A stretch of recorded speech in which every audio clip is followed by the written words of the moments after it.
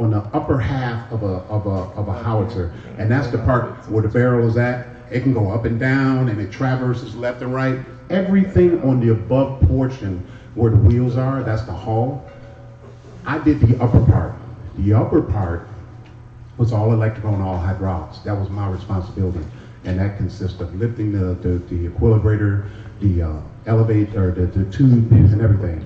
Now, the 96-pound round on the 109, it can be hand done. If all the systems go out, they can still actually pick that round up, throw it on a tray, boom, throw it in there, and manually ram it, and that's okay. But the 110, you're gonna need 2 people to pick that up, because one man will be wore out after one round. It's just too heavy. Okay. Okay. The sights on 109, it's the nomenclature is an M117 sight, and all it consists of is a counter. There's a 3-digit counter on the bottom, and there's a 4-digit counter sitting straight at the viewer, and it's just an eyepiece, and it goes up to a periscope and it looks out front, but you won't be able to see the enemy, but we're too far away. We can shoot like 18, 19 miles away max. And so the only thing that's in there is nitrogen and angled mirrors. That's it. The counter only turns when you traverse the tube left and right. It'll click, click, click, click, and it goes all the way around. There's a big ring gear inside of that thing. You can't see it, but it's there. And if the hydraulics go out, there's a wheel. You can manually turn it, and you can manually turn this thing around. Now just keep in mind that this machine, this M109 howitzer, was designed back in 1960. I was born in 1962. I joined the service in 1981, and I'm still working. Well, not still. I'm working on a piece of equipment that I wasn't even born yet, and it's just a carryover. And that's just how the military does things, because it keeps costs down. The only thing they do is just add things to it and call it an A2, A3, A4, and so on, just like cars today. I'm a mechanic, an auto mechanic, retired auto mechanic, but it's just like cars today. Every year, you can take the same car as, I don't know when, way back. Every engine, even the way they're designed today with all the electronics, every engine needs air, spark, and fuel. That's it. You can add all the other stuff to it. It's no different than the military. Our equipment is the same way. They just upgrade. They put computer boards up in there. So the guys, all they're doing is just, when I was in, there was a gunner on this side that looked out through that M117 sight to see the target. The other guy, he was an AD, with an AG guy, a gunner, assistant gunner. And all he did was elevation. That's the only control he had, just make the gun go up and down.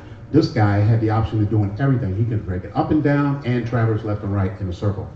Okay, with that, okay, I'll give you an example. Out of my whole career, I had 2 distinctive memories of a particular incident that happened. And one of them, I was at Fort Hood, Texas, and I'm partially deaf. I don't have 53% of my hearing, so if you speak to me, you probably have to be up on me, and I'll say, oh, excuse me.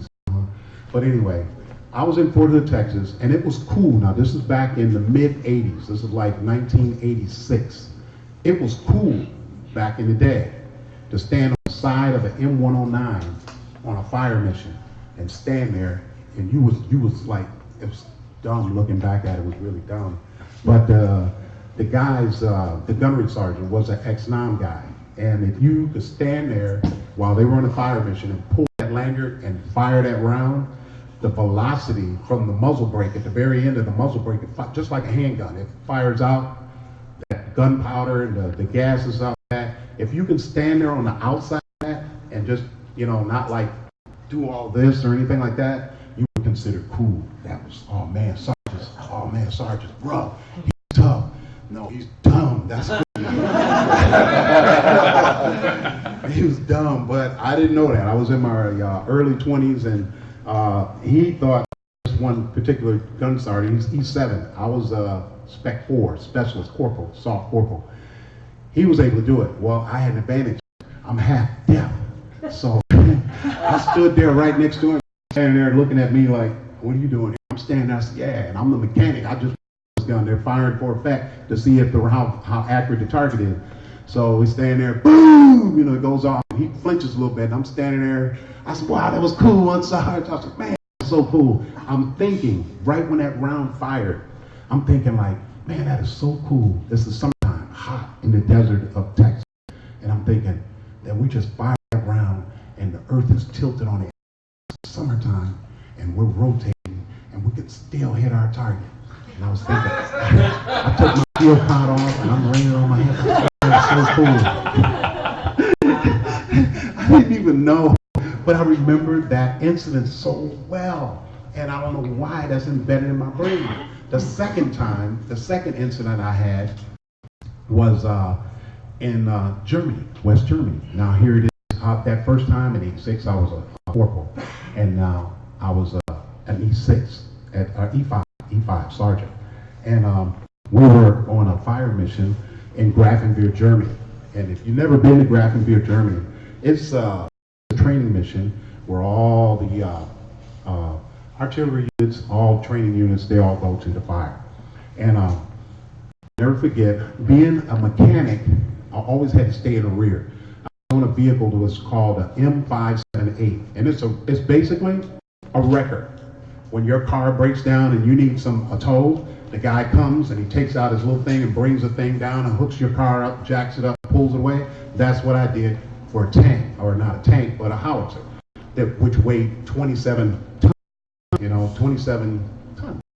So that's what I did. But never in my career at that point had I ever got an opportunity to leave the unit that I was at. My unit, my position for my job called to stay with the guys, the guns. There's 6 of them. There's usually 6 in the battery. We have 6 M109 tanks or howitzers, and I have to stay with them because if any event or something happens or something breaks down or electricity goes out, they blew something, or the hydraulic pump is acting up, they call me. I'm the only guy, and I was fortunate with that MOS when I came in.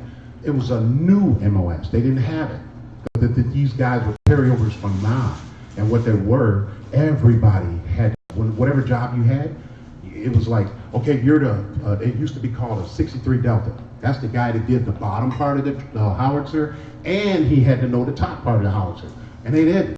So they say, hey, I went to school for the bottom part, man, but I don't know all that hydraulic, electrical stuff. So the Army said, we got to fix this. So they opened up a class to where they start training soldiers to learn the upper half, and that's where I came in. So when I got to my assignment of this one time, the first one was in Port Hood, Texas. That was Navy State, standing outside your gun. Second time, I had an opportunity in Germany, in Grafenwehr, where I got called to the OP, and that's the observation point. The observation point are the guys, what we call 13 Sierras. 13 Sierra are survey guys. Now, I just had breakfast with Rob Skiba this morning, and he was in a helicopter. He flew helicopters. He mentioned, he said, yeah, Darrell, he said, you were talking about that military thing and how they bracket and stuff. He said, I did the same thing. I said, is that right? He said, yeah.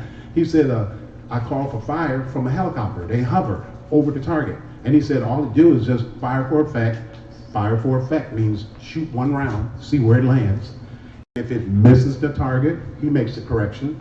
And if it overshoots the target, he makes the correction. And that's all it is. It's called bracketing. And talking to Michael Solomon, some of you might want to see him later on today. He's a photographer. And he brought it up.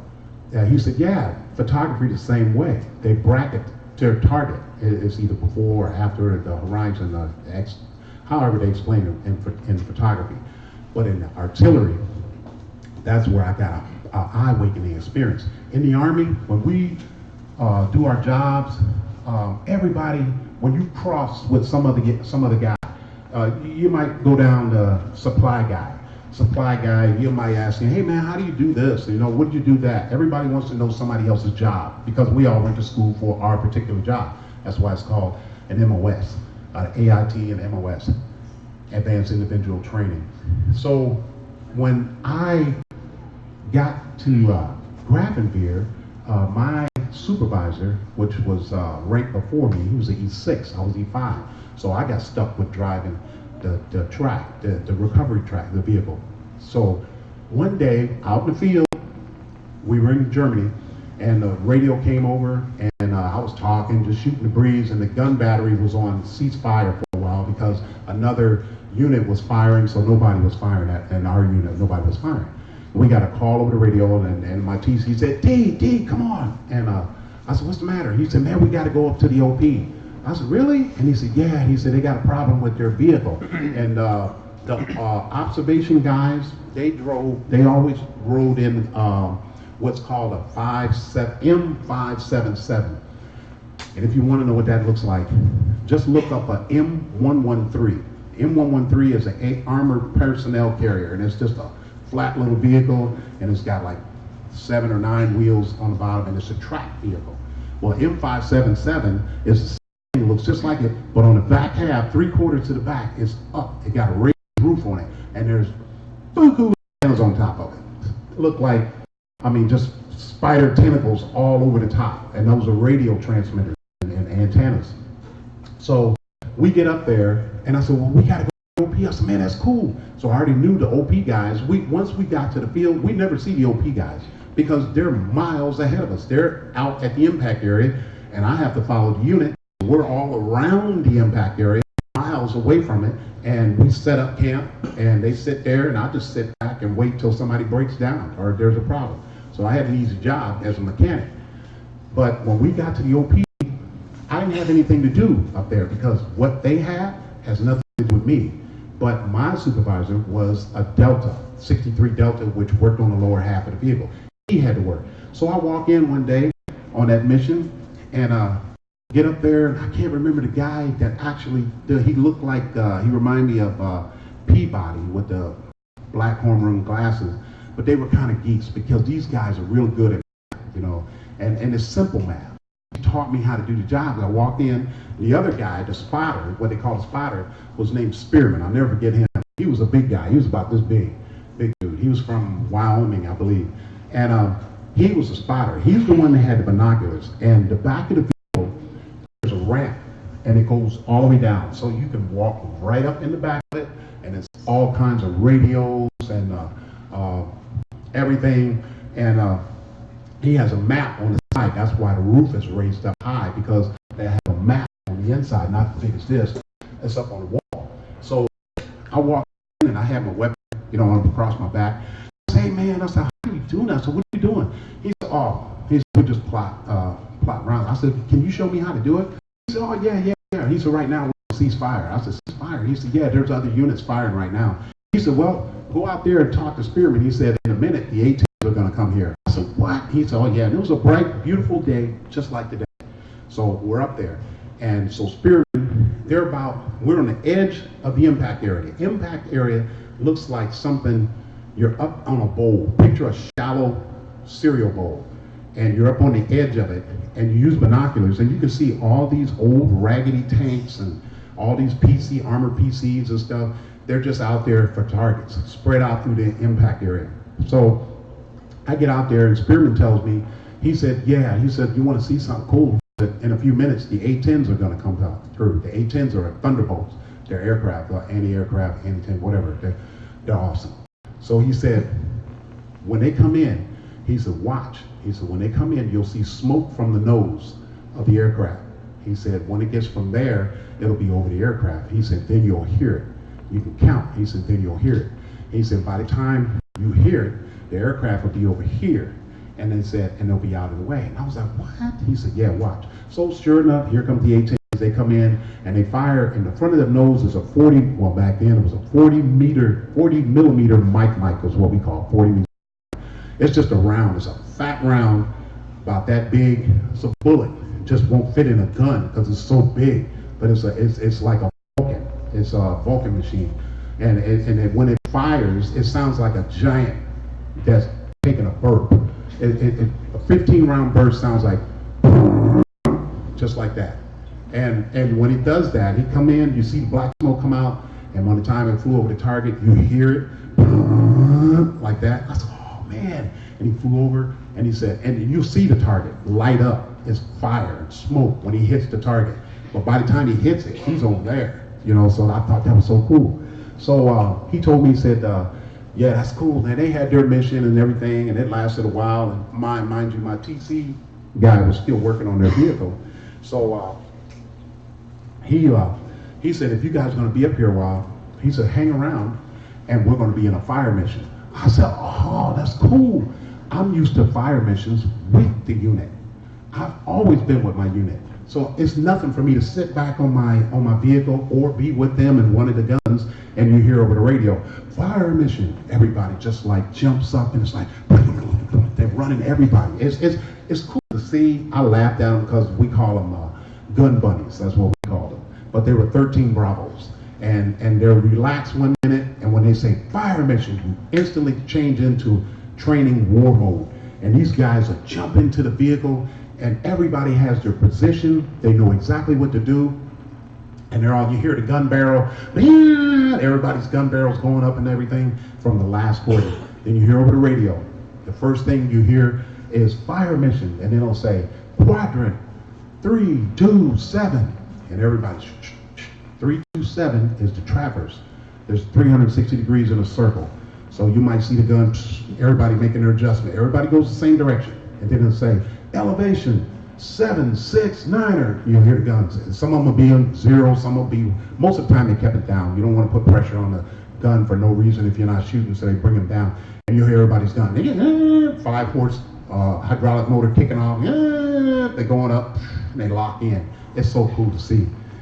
And then once they get it, and every time the coordinates come over the radio, every gunner has to repeat it to confirm that that's what they got. So after they say the quadrant, then they'll say the elevation, and then they'll repeat it, and then it's fire, battery, fire.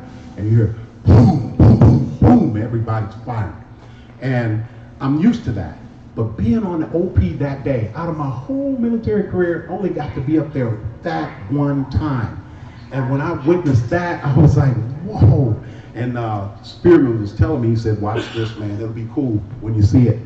And sure enough, they start firing, and you can hear it from miles where they're at. You can hear them from a distance. You hear, that's what you hear, but that's like 18 miles away. And then you have to give it a few seconds, and then you see the smoke. Then you get count 3,000, and then it's and I'm like, whoa, man, that is cool. Sound has to travel. It comes back to you. And I said, man, that is so cool. So if there's an adjustment to be made, okay, when everybody's on target and everybody's hitting the target, that means I've done my job, they're doing their job, and the survey is doing this job. When something goes wrong out of 6 guns, and I've seen it happen, is everybody will fire, one round will be way off. And if it's way off, they'll have a ceasefire, and they'll have each gun fire one time to find out who fired way out, and they keep everybody's coordinates the same. Everybody stays, nobody make adjustments. If they find that one gun out, that chief has to call back in and relay his coordinates, his quadrant, his elevation, everything he given. And so if everything checks out and he gives it correctly, the next person's in line have to answer is me. I have to go in there with my toolbox and everything and go in there and confirm that his sight is synchronized with this barrel. And that's my job. But thank goodness, thank the Father that I was good at what I did. I was very, very good at what I did. I scored nothing. I think the lowest score I've ever scored on my SQT test was 96. That's the lowest. So I was very, very good at what I did. So, but most of the time it would be a mechanical failure, and that's devastating, mechanical failure. But if it happens, it's usually not my fault. It's beyond their control and mine. And we can correct the problem, no problem. I can fix that. But there's sometimes, okay, to give you an idea how important that is, that the earth does not move. I'm gonna give you an idea on the rounds that we use. On the rounds. I told you the size of them. The M109 uses a 96-pound heavy round. That's a heavy round. And we use high explosives on it. But there's other rounds that we also use too. And some of them we call, and I've seen the effects of that. It's called, we call it Willie P's. Everything in the military is abbreviated. We call it Willie P. And that's white phosphorus. And white phosphorus will burn you to death. It will just burn you royally. The round range of the rounds that we shot on a 109, not including the 110, the 109, has 150 foot, 50 meter radius, and a 300 foot kill zone. So anything around there and 300 feet away from that, wherever it hit, even if it hits off, 300 feet or plus around that is devastating. It's going to die. It's going to get wiped out. Okay, and it's a deadly weapon. And there's different types of rounds that we use. And the 110, that's a heavier round, and it shoots further. It's usually behind the 109s. Usually, in some cases, they're like the same size. Like in the Gulf War, they used 109s and they used 110s.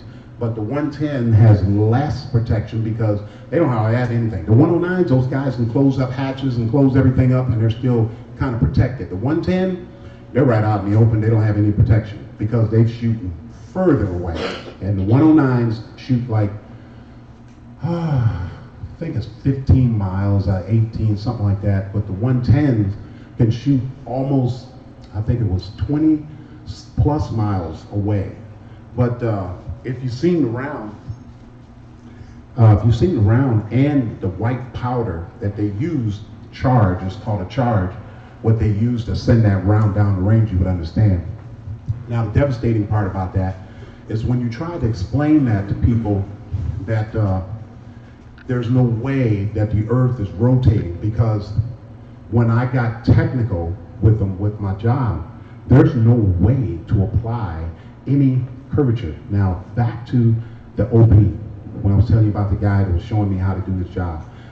Spearman was showing me how to count and watch the target get hit by the A-10s.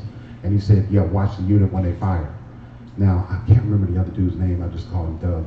Well, he showed me on the map how to do it, because I asked him, I said, man, how do you do that? I'm 6'2", so even back then I had to stoop down a little bit. And he was sitting in a chair, and he said, oh yeah, man, it's easy. And he took these red little tacks, and he said, the unit is right here. Well, they were already on the board, but he had a red tack where the unit was at, where we just left from.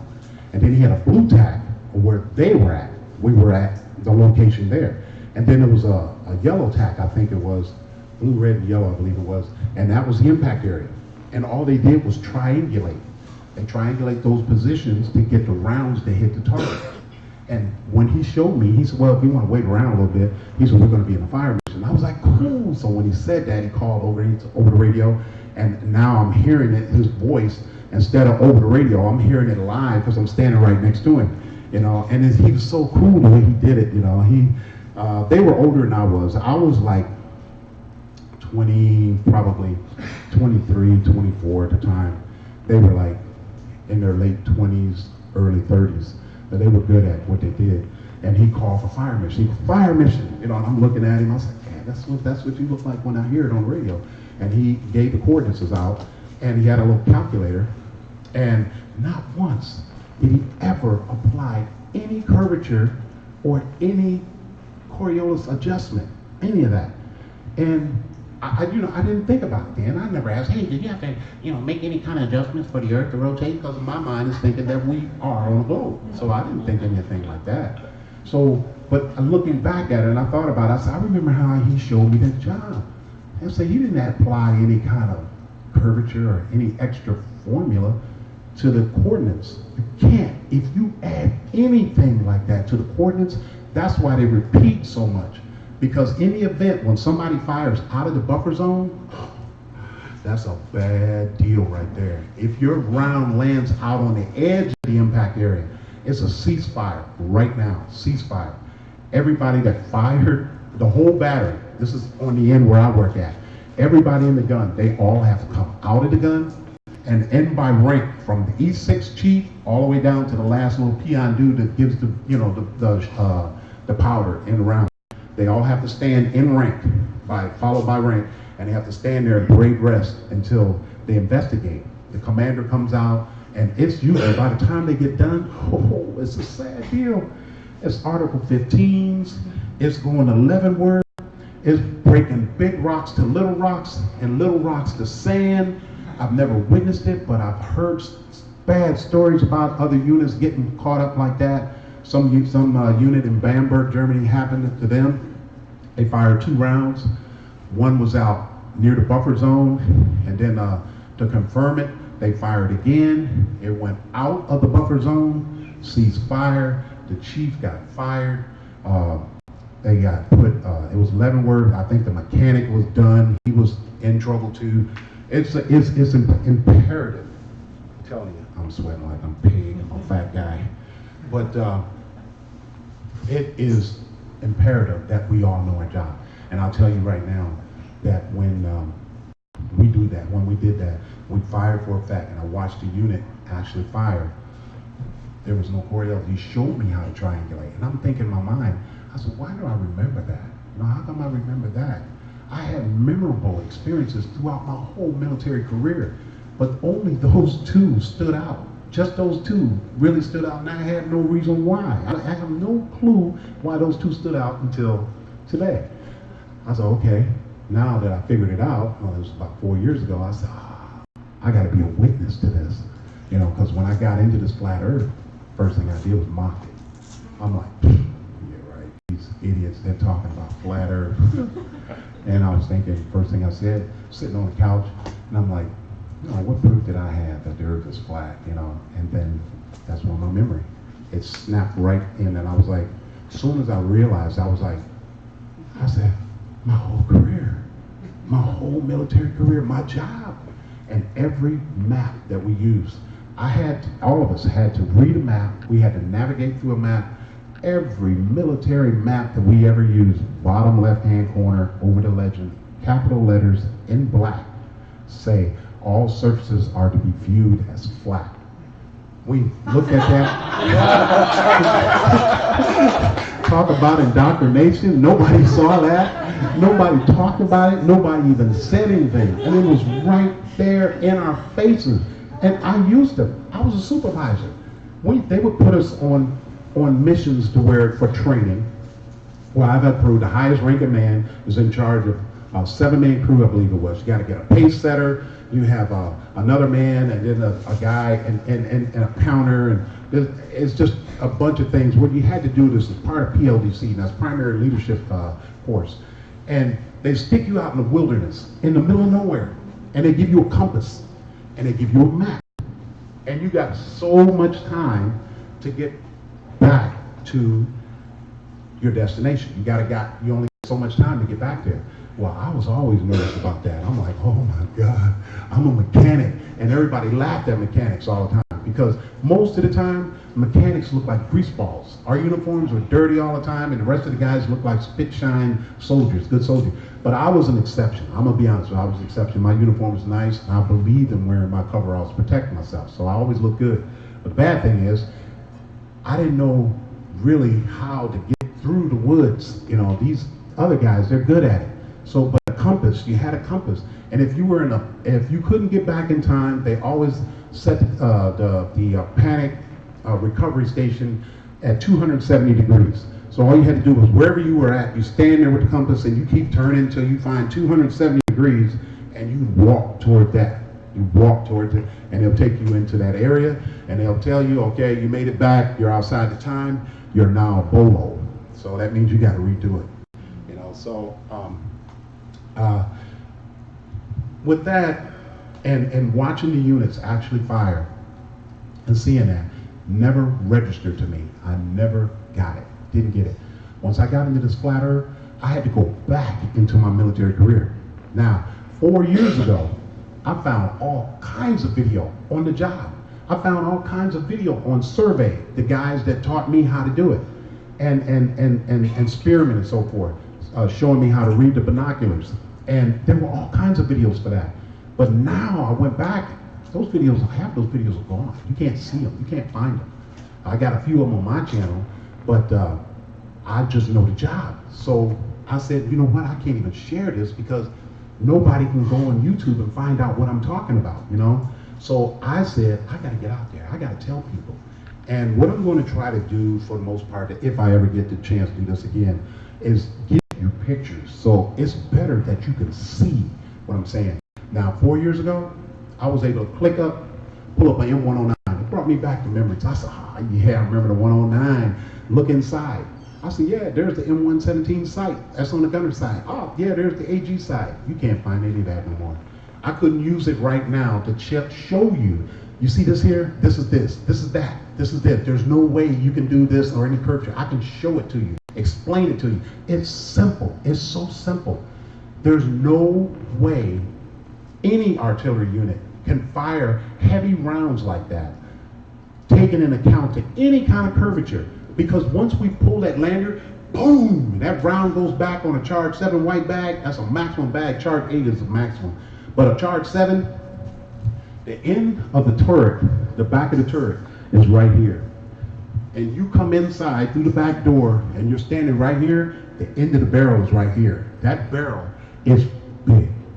If you use a charge 7 white bag, it'll recoil almost back to the door, almost back here to the max. So if you stand, that's why everybody, when they put that lanyard on, they stand off to the side and nothing can go back there. Just in the event the hydraulics fail, the nitrogen in the cylinder fail, that's my job. Anything like that fail, because if it comes back, it's going all the way through.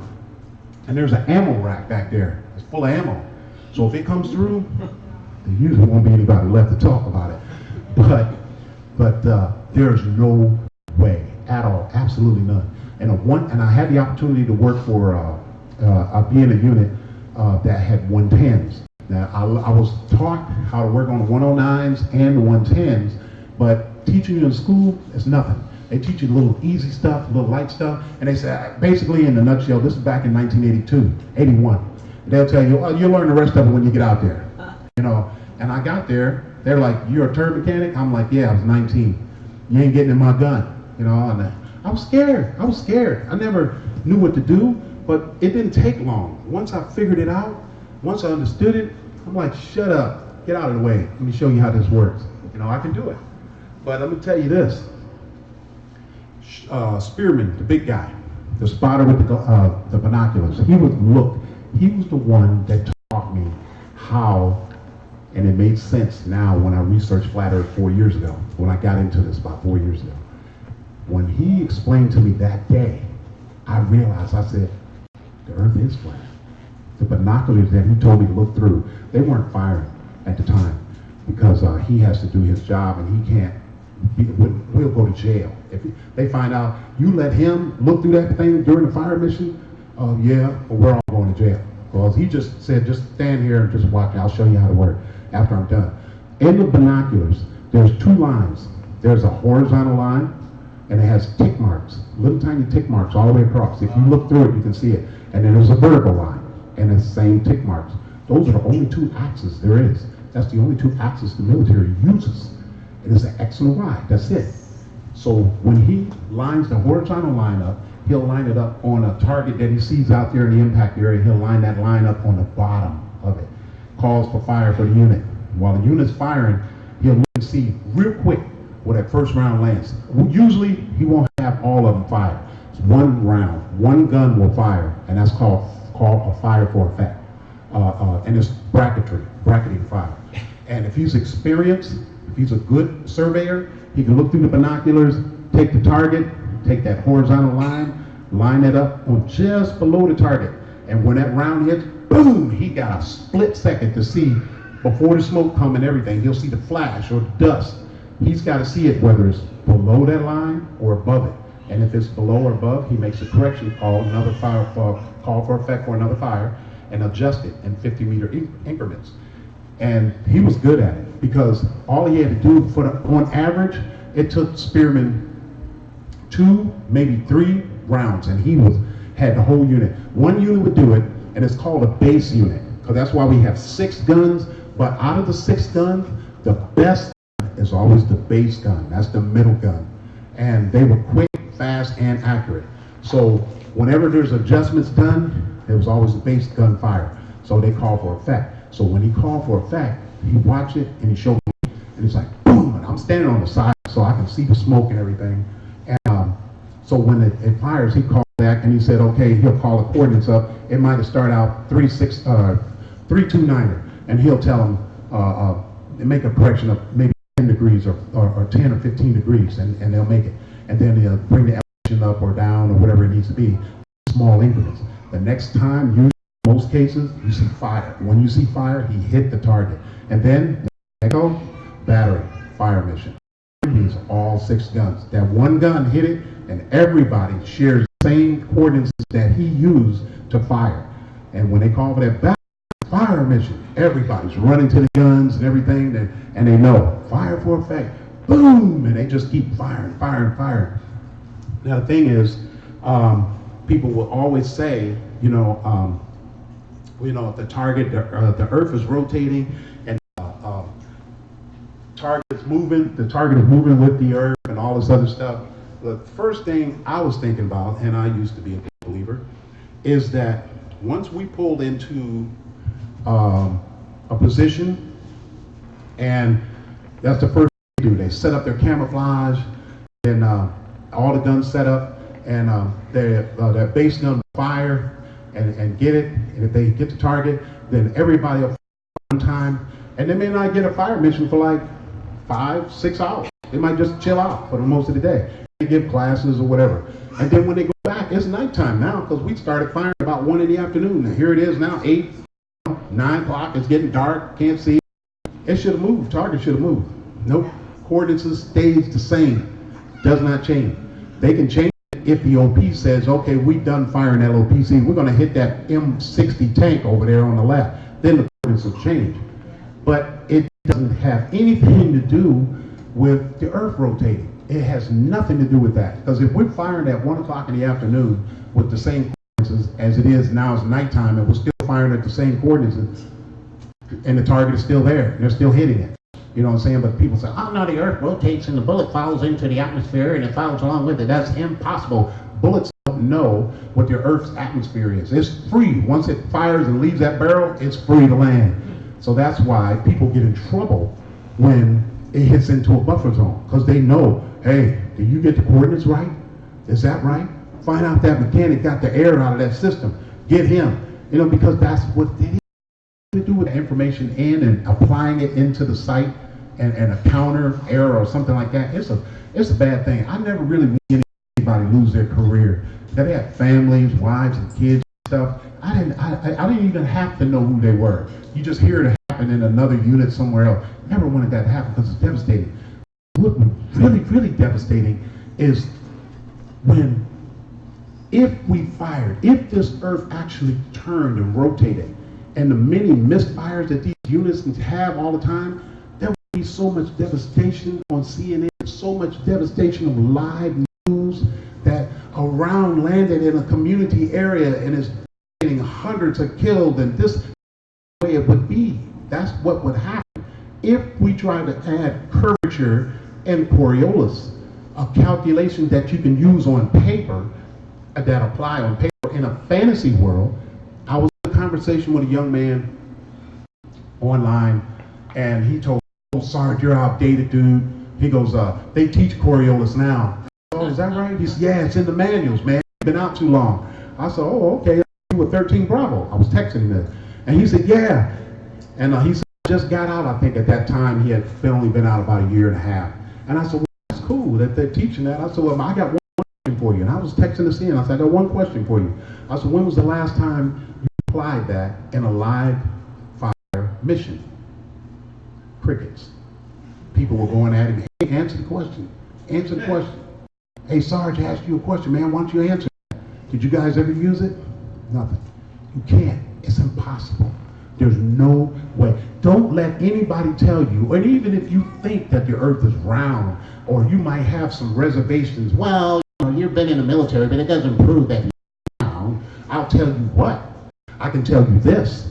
My location where we were at in Grafenberg, after I went back and started doing research, the location we were at, it called for the Earth rotation to be at 769 miles an hour. Wow. So that means the target would have had to move at a certain point.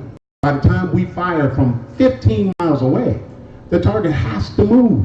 But it never moved because these guys were still nailing that target all day long. Sun was up, sun was down, coordination was same, they're still nailing that target. The earth does not move. It's immovable, just as scripture states. Crystal clear. That's what had me stunned. You know, when I got into it, I started like, when I saw it and realized, and I was playing back in my mind. Now, first, I'm gonna be honest with you. When I got into this, I started thinking, you know what? Maybe, well, I was trying to rationalize it. You know, I said, well, that's possible, but you know, maybe it's this. I'm trying to think a way that it's not a flattery. But when I got a military career and I started going back in my own MOS, 45 Delta, I started thinking about it. I said, oh my goodness. And that's why I said, oh, I had that look like, oh man. I said, there's no way we could have done our job. There's no way I could do my job with the earth curvature. But there has to be a way to compensate for that barrel. For me to synchronize this site with this barrel, there has to be something that compensates for the curvature and the rotation of the earth. They don't fire ahead of the target. They don't rotate. They don't give you a quadrant. Quadrant is always the left and right traverse. They don't give a quadrant. 279er, and you lock in the 279er. They don't say fire, follow the target. They don't even give a coordinates to fire ahead of the target, because the target, the earth is rotating and the target's going to meet there. And you know how many times we would miss our target doing that? There's a civilian community 22 miles away from the impact area. You would kill people there. You would kill children. You would kill animals, livestock, people's personal property. That's what would happen with artillery. With rounds that we fired with 300-foot capacity kill zone rate, white phosphorus that can burn anything to smithereens, impossible. No Coriolis effect, no curvature adjustment. When Spearman showed me how to use the binoculars and taught me, he said, here, he gave me when we were in a fire mission, and he told me, you see the horizontal line there? I said, left and right? I said, yeah. You see those little ticks? I said, yeah. He said, okay, look at that PC down there. And I looked at it, and he said, okay, if the target is below that, he said, use that vertical line, count up to get to that. And he said, if the round lands above that, he said, you bring them down. He said, if the round lands below the horizon, bring it up. And he said, that's all it is. I said, is that it? He said, yeah. I said, man, you good. And I'll never forget that, because he was like smiling, but he was good. He was good. You can always tell a surveyor how good the surveyor is, because there's a process of echelon. You can always tell. If a surveyor's good, you'll get a fire mission or a base gun fire. Base gun fire, they're making their adjustment. And if they got to make a lot of adjustments, that means the surveyor is not that good at trying to get them to line up to hit that target. And if they won't call me unless they're way out. So usually I know I'm on. My stuff is on. So it's the surveyor. But if you got a good surveyor, got a good mechanic to keep the equipment in line and good, and the crew is good and quick, they will bust that target up every time. That's why in the Gulf War, it was devastating. I had some friends when we first got there. I tried to sign up to get up over there real quick. They were able, before they stopped it, they were sending pictures back. These guys were melted on the side of the tank from a Willie P round, from a 109, 96-pound round, not the 209. These cats were melted to the side. I'm like, whoa. They said, man, that's a white, they call it Willie P. That's white phosphorus. I said, my goodness, all you see was T, skulls, uniforms, all singed to the thing. But they hit their target. Nobody has time to say, hold on, wait a minute. We need the Coriolis to give us a calculation of that. The target's still moving. You hurry up, hurry up. You can't do that. It's impossible. They give you a coordinate. They give you an elevation. You better be ready to fire within seconds. A good crew, boom, they can knock it out. Impossible. There's no way. No way at all. Got about 5 minutes left. Let's see, one more thing that I wanted to talk about was, let's see. Well, I really kind of covered it with the different techniques of bracketing. But I want you guys to understand this. With my job that I had as a mechanic, I didn't realize that I was in direct line of knowing whether there's curvature or Coriolis. That was my job. And blinded, I didn't know.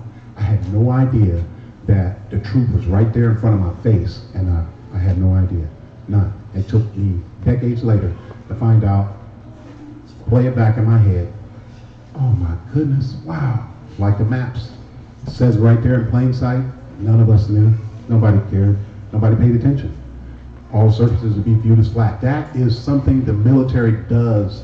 When I look back and play my career back, I was in line to go to drill sergeant school after I got that. I was really gun-ho for a long time. But the first thing we teach is the mind. We got to get you. That's why when we come in, and I was in training, you yell at a young person. You yell at, I don't care how old they are. You yell at them, you tell them, I'm your mother, I'm your father. You're going to take instructions from me from here on. If you speak, you only speak when spoken to. If I ask you something, you tell me. That gets into the mind. I got your brain.